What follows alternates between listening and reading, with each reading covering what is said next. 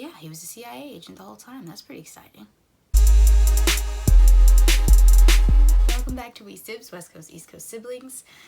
Today we cover the final episode of The Flight Attendant, a mini-series on HBO Max. Before we get started, don't forget to like this video if you like this video, comment, subscribe, and click the bell so you can be notified of all things We Sibs, especially everything that we're going to be covering in the new year. I really don't have any preamble, so let's just get into it.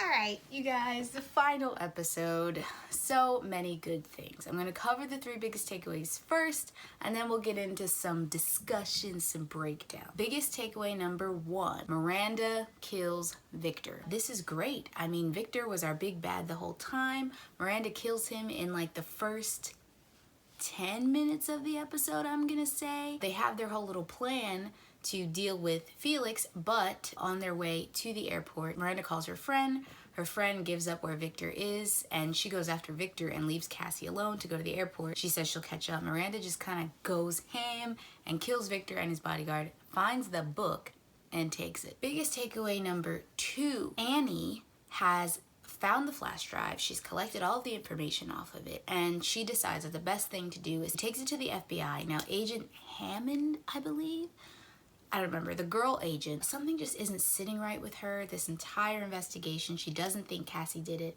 And sure enough, when Annie walks in with the flash drive, she has the missing piece, and they sort of corroborate their stories. They talk about everything that's going on, and now the FBI realizes that Cassie didn't do it, and they in fact find out who Felix is and that he has been tailing Cassie the whole time. Biggest takeaway number 3, after all the excitement of the episode, we realize that Miranda still has the book.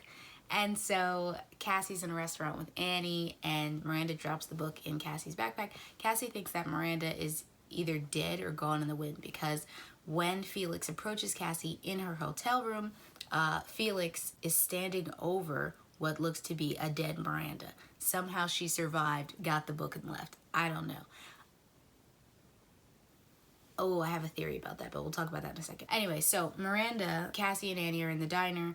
Cassie opens the book, and it says something along the lines of, I took the money, but I'll see you soon. Which is like, what? Why is Miranda expecting to see Cassie soon at all? Is it because they're friends? Is it because she cares about her? That seems crazy to me. Why on earth, like, why see you soon? Is that just a greeting that people say? I'm not really sure. To me, it just seems a bit odd. Okay, you guys, so we've gotten through the 3 biggest takeaways, and now we're going to talk shop. We're going to talk about some theories, we're going to talk about some kind of ideas, and some closing statements. So, I want to get back to Miranda.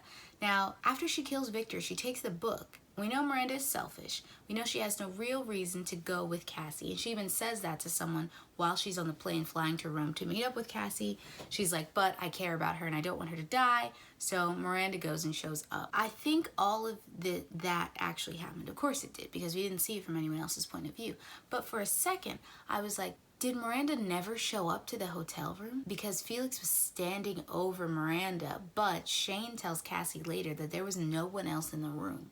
So I wonder if Cassie hallucinated Miranda showing up at all, because Cassie never saw Miranda.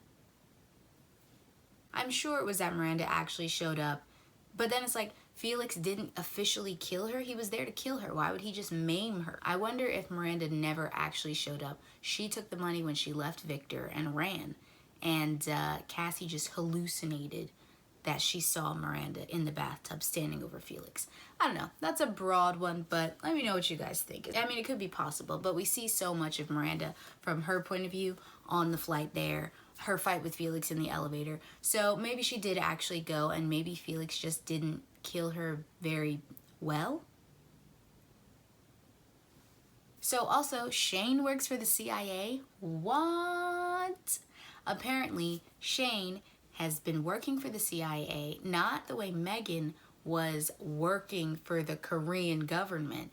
Shane is a CIA operative, and he was undercover as a flight attendant to track what Megan was doing with Korea. Yeah, so the next thing, Megan, you know, I think the saddest thing about Megan's story is that she just wanted to be seen. She just wanted some love and attention, some TLC. Homegirl, unfortunately, like these idiot characters do, just gets caught up in some bad stuff. So Megan decides to leave her husband and her son and go on the lam for Megan and Cassie. They have this whole beautiful heart to heart, and it's like, oh, you are my friend. I do care about you. It's so healthy. Anyway, Megan confesses everything that she's done, that she has inadvertently been working for the Korean government without her own knowledge. She admits this, and then she tells Cassie, you know what, I'm gonna find the right people and I'm gonna, do the right thing. And so she calls her son, tells him to look in the chicken. The chicken's got the money and a flash drive in it that will clear her husband's name, but for sure put the CIA on her. Now, she's like, she's gonna find the right people, but to me, I'm like, homegirl, you did the crime. It's unfortunate. Maybe you'll get off with a couple years jail time, but you pretty much traded American secrets to Korea for some attention. Poor Megan, but I just thought that was kind of like a lazy way to end her story. She just runs off and she leaves her husband and her son that she loves. To me, it doesn't make sense, but we did predict it, that she was gonna run. So this episode, Cassie has the culmination of all of the insanity that's been going on with Cassie happen. In the previous episode, she has her big epiphany. In this one, it's sort of the fallout and how she deals with it. She has this really cute, very clever final conversation with Alex about how she thinks she's fallen in love with him. And, mind Alex is like, thanks, but I don't really think you fell in love with me. And I'm like, oh, she fell in love with herself.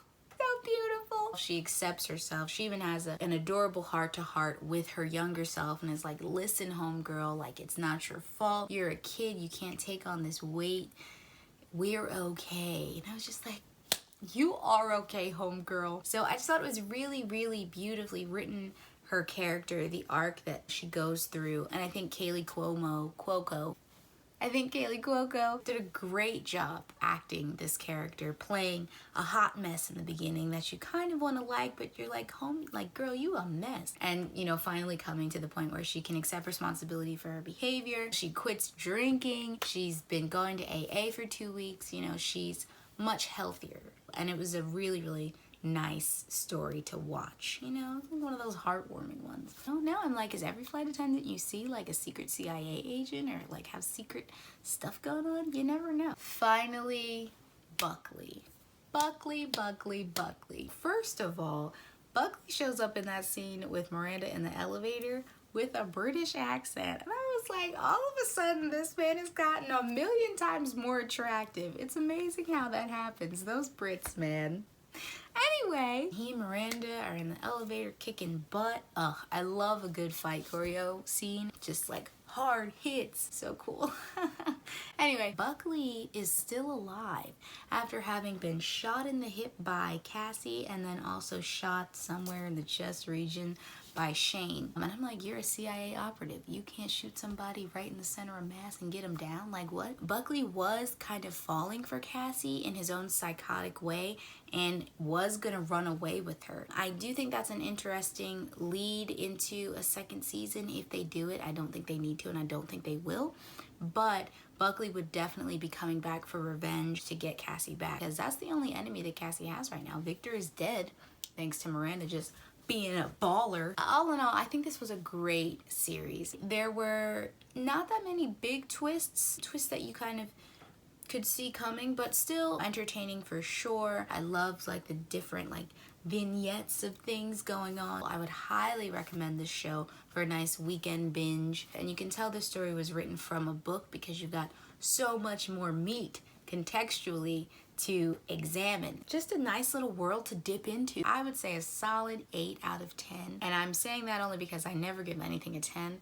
And I rarely give out 9s. Like you have to be like exceptional to get a 9. Enjoyable, great cast, good story, fun to watch, funny, engaging. And I think that's all I have, you guys. Don't forget to tell me what you thought about the show. Did you like it? Was it a satisfying ending? Do you think all of the points connected and clicked? Am I missing something? Were there holes? Let me know what you think in the comments. Don't forget to like this video if you like this video, subscribe, and click the bell so you can be notified of all things We Sibs, especially whatever it is that I'm covering next. I would also love suggestions for that. Also, just gonna throw it in there, my vlog, Fun Employment, has its final episode this week, so don't forget to check it out. There's some big news happening on there. It's here on WeSibs as well. It's called Fun Employment.